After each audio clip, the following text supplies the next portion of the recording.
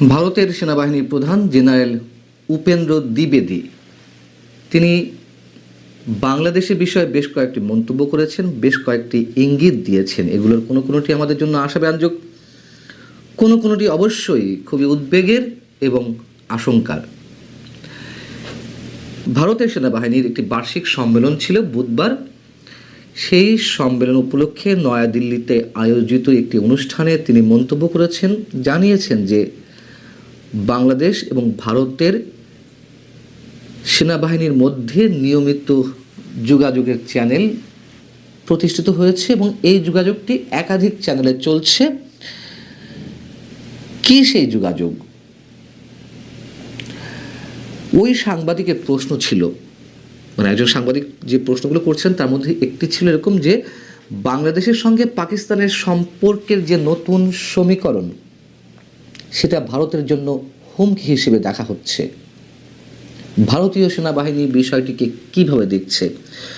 জবাবে জেনারেল উপেন্দ্র দ্বিবেদী বলছেন, প্রথমত বাংলাদেশের ক্ষমতায় কী ধরনের সরকার রয়েছে তা আমাদের জন্য বোঝা গুরুত্বপূর্ণ।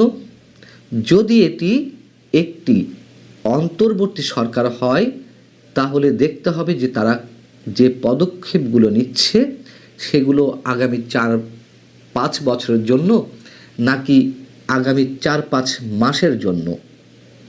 দর্শক, একটু বলে রাখি, তার এই যে মন্তব্যটি এটি খুবই গুরুত্বপূর্ণ। আমি আসছি সে বিষয়ে, অবশ্যই কিছুটা ব্যাখ্যা তো রয়েছে তার এই বক্তব্যের।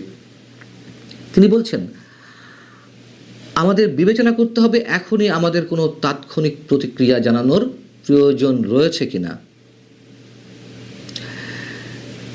মাস কয়েক আগে যখন দিল্লি অ্যাটাক হলো, দিল্লিতে একটি বিস্ফোরণ ঘটনায় বেশ কয়েকজন মারা গেলেন, ভারতের নিহত হলেন, তখন এরকম গুঞ্জন শোনা যাচ্ছিল যে ভারত হয়তো বাংলাদেশের সার্জিক্যাল স্ট্রাইক করতে পারে, সার্জিক্যাল অ্যাটাক করতে পারে।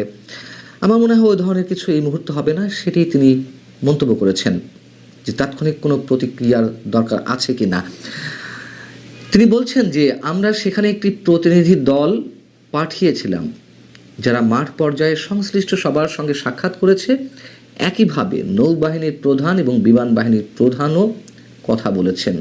এর উদ্দেশ্য হলো কোনো ধরনের যোগাযোগের বিভ্রাট বা ভুল বোঝাবুঝি যাতে না হয়। আমি আপনাদের আশ্বস্ত করতে চাই, এই মুহূর্তে 3 বাহিনীর পক্ষ থেকে যে পদক্ষেপগুলো নেওয়া হচ্ছে তার কোনোভাবেই ভারতের বিরুদ্ধে নির্দেশিত নয়। অর্থাৎ বাংলাদেশে যে 3 বাহিনী রয়েছে আমাদের, সেই 3 বাহিনীর কথা বলা হচ্ছে। তিনি বলছেন, আর আমাদের প্রস্তুতির দিক থেকে বলতে গেলে আমরা সেখানে পরিস্থিতি নিবিড়ভাবে পর্যবেক্ষণ করছি। খুবই স্বাভাবিক কথা, ভারত তো কড়া নজর রেখেছে বাংলাদেশের সাম্প্রতিক যে ঘটনাবলী বা রাজনৈতিক পরিস্থিতি এবং আগামী নির্বাচনকে কেন্দ্র করে। এখন বিষয় হচ্ছে, ভারতের সেনাপ্রধান যে মন্তব্যগুলো করলেন তা খুবই সিগনিফিক্যান্ট আমাদের জন্য এবং তার এই বক্তব্যগুলো থেকে আমরা অনেক কিছু ধরে নিতে পারি। প্রথম কথা হচ্ছে, আমাদের সশস্ত্র বাহিনীর পক্ষ থেকে ভারতের সেনাপ্রধানকে আশ্বস্ত করা হয়েছে। কি বিষয়ে আশ্বস্ত করা হয়েছে? হতে পারে বাংলাদেশে মৌলবাদী শক্তির বিষদাগ যে ক্রমান্বয়ে বেরিয়ে আসছে, অনেকের যে আশঙ্কা, সেখান থেকে অন্তত ভারতের সীমান্তে কোনো ধরনের কামড় বসাতে দেওয়া হবে না এমন নিশ্চয়তা দেওয়া হতে পারে এদেশে কোনো ধরনের সংখ্যালঘু নির্যাতন হবে না তার নিশ্চয়তা দেওয়া হতে পারে আমাদের সশস্ত্র বাহিনীর পক্ষ থেকে। আমাদের জন্য সেটি অবশ্যই ইতিবাচক। দ্বিতীয় কথা হচ্ছে, যে বিষয়টি আপনাদেরকে একটু খেয়াল রাখতে বলেছিলাম, খুব গুরুত্বপূর্ণ, আগামী নির্বাচন 4-5 মাসের জন্য হতে যাচ্ছে নাকি 4-5 বছরের জন্য হতে যাচ্ছে, এ বিষয়ে যে মন্তব্য করেছেন সেটির মধ্যে দিয়ে তিনি কী ইঙ্গিত দিতে চেয়েছেন? তাহলে কি ভারত 12ই ফেব্রুয়ারি নির্বাচন যদি অনুষ্ঠিত হয় তারপরে মধ্যবর্তী কোনো নির্বাচনের কথা ভাবছে বাংলাদেশের ক্ষেত্রে? ডক্টর মোহাম্মদ ইউনূস সরকারের সঙ্গে ভারত কোনো ধরনের সম্পর্ক স্থাপিত করবে না, এ কথা ভারত গত 17 মাস ধরে বলে আসছে নানানভাবে। বাংলাদেশে মৌলবাদী শক্তির উত্থান যে ঘটছে তা তো শুধু আর ভারত বাংলাদেশের আলোচনার মধ্যে সীমাবদ্ধ নেই। আন্তর্জাতিক বিভিন্ন গণমাধ্যম, আন্তর্জাতিক বিভিন্ন গবেষণা প্রতিষ্ঠান তাদের গবেষণায় এই বিষয়গুলো তুলে নিয়ে আসছে। পাকিস্তানের সঙ্গে যে বাংলাদেশের অতিমাত্রায় সখ্যতা, মানে ইতিহাসের সর্বোচ্চ পর্যায়ের সখ্যতা, তা তো অনেকের কাছেই উদ্বেগের। সেই জায়গা থেকে আগামী 12 ফেব্রুয়ারি নির্বাচনের মাধ্যমে কি হতে যাচ্ছে সে বিষয়ে নিশ্চয়ই ভারত এখনও সন্দিহান। যদি জামাত নিয়ন্ত্রণাধীন জোট এনসিপি সহ তাদের যে জোট সেই শক্তির উত্থান ঘটে, অথবা ভারত বাংলাদেশে এই নির্বাচনের মাধ্যমে যে ধরনের সরকার দেখতে চাচ্ছে সেটি যদি তাদের প্রত্যাশা অনুযায়ী না হয়, তাহলে পরবর্তী 4-5 মাসের মধ্যে তারা কি ভিন্ন কোনো কিছু কথা ভাবছে, এ প্রশ্ন অবশ্যই আমাদেরকে ভাবাচ্ছে। পাকিস্তান থেকে আবার JF-17 যুদ্ধ বিমান কেনার কথাবার্তা চলছে বাংলাদেশের পক্ষ থেকে। ভারতের বিচ্ছিন্নতাবাদীদের বাংলাদেশে আশ্রয় দেওয়ার ঘোষণা দেওয়া হয় এনসিপির কোনো শীর্ষ নেতার পক্ষ থেকে বা হাসনাত আবদুল্লাহদের পক্ষ থেকে। আনন্দবাজার দাবি করে যে ভারতের বিচ্ছিন্নতাবাদী সংগঠন উলফার নেতা পরেশ বড়ুয়া বাংলাদেশে আশ্রয় নিয়েছে।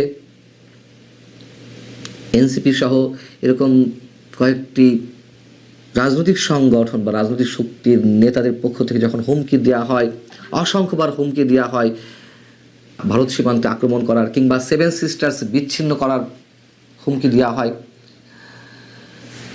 এগুলো তো কোনোটাই ভারতের জন্য সুখকর কিছু নয়। বাংলাদেশের সংখ্যালঘু নির্যাতনের অভিযোগ থেকে যদিও কোনোটির ক্ষেত্রে ভারত প্রতিরঞ্জিত অভিযোগ করেছে, এটাও সত্য।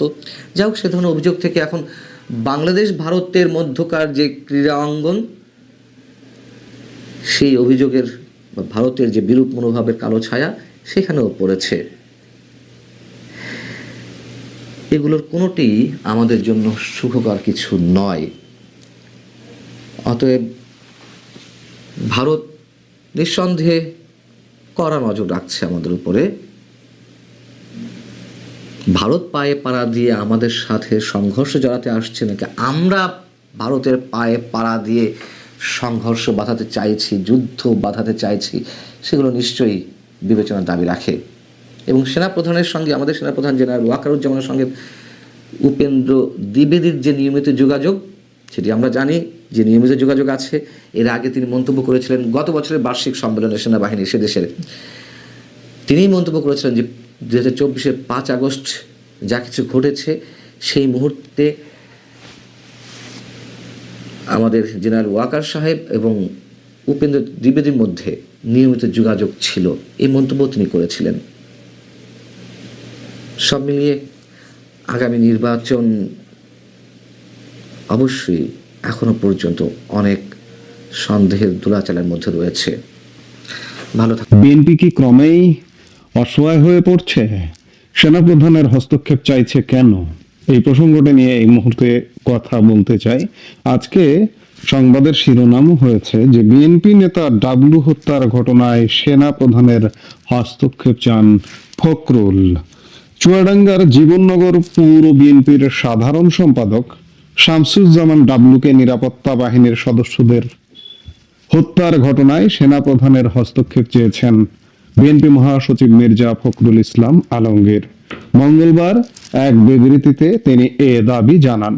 বিবৃতিতে বলা হয়, সোমবার 12 জানুয়ারি রাতে অস্ত্র উদ্ধারের নামে নিরাপত্তা বাহিনীর কতিপয় সদস্য ডাবলুকে ধরে নিয়ে গিয়ে অমানসিক নির্যাতন চালায়। এতে তার মৃত্যু হয়। এ ঘটনায় গভীর শোক ও দুঃখ প্রকাশ করেন বিএনপি মহাসচিব। মির্জা ফখরুল বলেন, নিরাপত্তা বাহিনীর সদস্যদের দ্বারা সংঘটিত এ ধরনের ঘটনা দেশের জন্য শুভ নয়। বিচার বহির্ভূতভাবে শামসুজ্জামান ডাবলুকে নির্যাতন করে হত্যা করা দেশের প্রচলিত আইনের প্রতি চরম অবমাননা। তিনি আরো বলেন, বর্তমান অন্তর্বর্তী সরকারের আমলে যে কোনো অপরাধের ক্ষেত্রে বিচারিক আদালতের মাধ্যমে দোষীদের শাস্তি নিশ্চিত করা হবে, এটাই জনগণের প্রত্যাশা। বিবৃতিতে বিএনপি মহাসচিব বলেন, অস্ত্র উদ্ধারের নামে তাকে ধরে নিয়ে গিয়ে অমানুষিক নির্যাতনের মাধ্যমে হত্যা করা কখনই দেশের মানুষের কাছে গ্রহণযোগ্য হতে পারে না। এই ধরনের লোমহর্ষক ও মর্মান্তিক ঘটনার বিষয়ে আমি সেনাপ্রধানের হস্তক্ষেপ কামনা করছি। তিনি এ ঘটনাকে পৈশাচিক আখ্যা দিয়ে তীব্র নিন্দা ও প্রতিবাদ জানান এবং অবিলম্বে সুষ্ঠু তদন্তের মাধ্যমে ন্যায় বিচার নিশ্চিত করার দাবি জানান। এটা চুয়াডাঙ্গার একটি ঘটনা। চুয়াডাঙ্গা জেলার জীবননগর উপজেলা, সেখানে জীবননগর উপজেলায় যে পৌরসভাটি আছে সেই পৌর বিএনপির সাধারণ সম্পাদক ডাবলুকে আইন শৃঙ্খলা বাহিনী, যৌথ বাহিনী, কিন্তু যৌথ বাহিনী নিয়ে গিয়ে নির্যাতন করেছে। যৌথ বাহিনীতে কারা থাকে? শুধু তো সেনাবাহিনী থাকে না, পুলিশ থাকে, র্যাব থাকে, সম্মিলিত বাহিনী। বিএনপি কি ক্রমেই নেতিয়ে পড়ছে, অসহায় হয়ে পড়ছে? তারই কি বহিঃপ্রকাশ এটি? আপনি যদি সার্বিক অবস্থা পর্যবেক্ষণ করে দেখেন যে বিএনপি কিন্তু ক্রমেই নির্বাচন যত আসছে কোণঠাসা হবার অবস্থা কিন্তু দেখা যাচ্ছে। কদিন আগে যেমন ঢাকা মহানগর উত্তরের স্বেচ্ছাসেবক দলের এক নেতা, সাবেক সাধারণ সম্পাদক এবং বর্তমানে সম্ভবত তিনি সদস্য সচিব ছিলেন,